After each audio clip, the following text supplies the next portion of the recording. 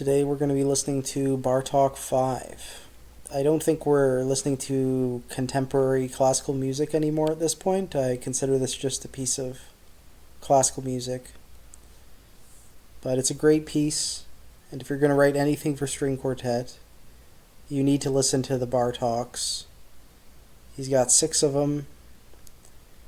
This one is from 1935.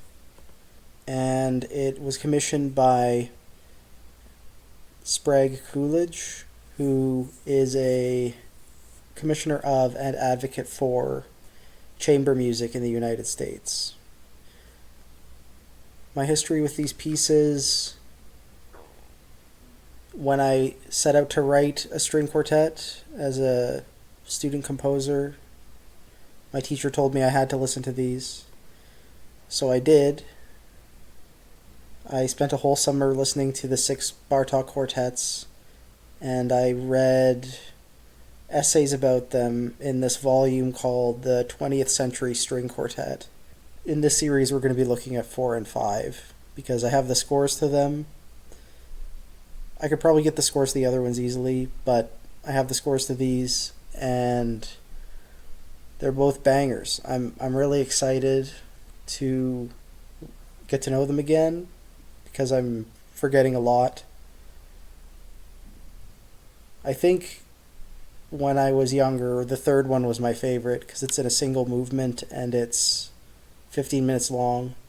And to this day, it's the only Bartók quartet I've seen live.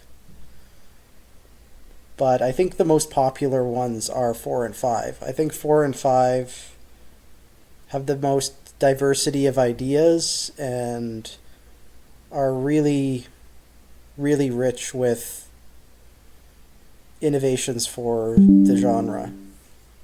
There's no reason for me to really give Bartók's bio, but to give you a sense of the time and place, he's a Hungarian composer who was born in the 19th century when Hungary was a kingdom still.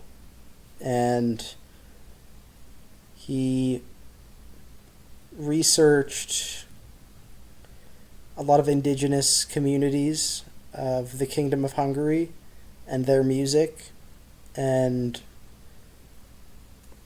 did what at the time was called comparative musicology, which then became later known as ethnomusicology. And that indigenous music really influenced his style. So you can think of him as sort of like a nationalist figure who was very experimental, kind of like Debussy would be the closest comparison, and probably one of his bigger influences.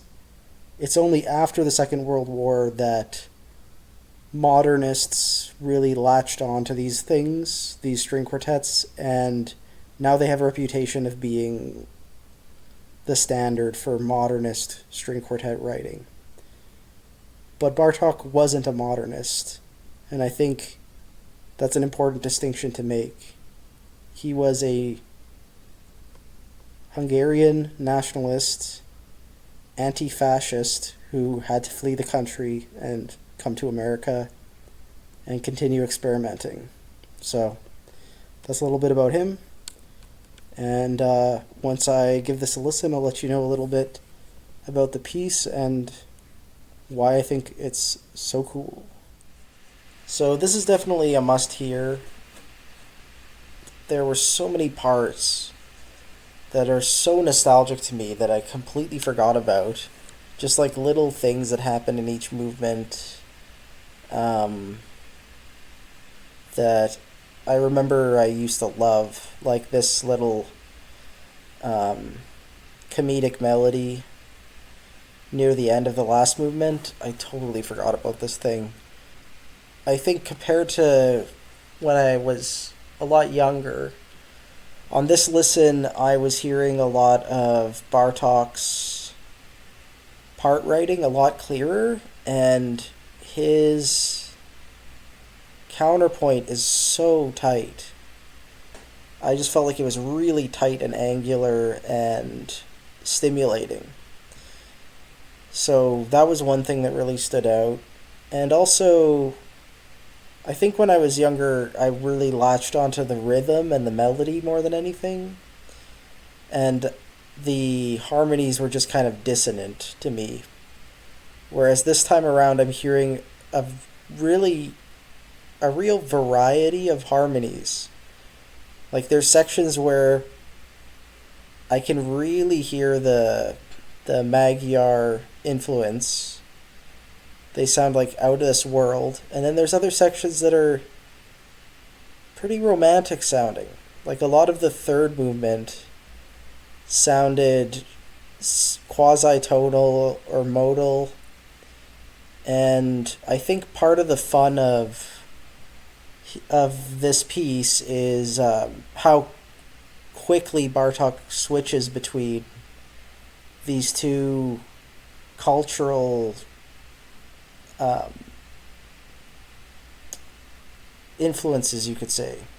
It's not like he's trying to merge the two seamlessly. It's like he's in late romantic world and then he's in this other world and he's giving you whiplash all over the place. The first movement I think is my favorite, even though the fifth movement is so intense. The first movement just has that theme. It's just so infectious.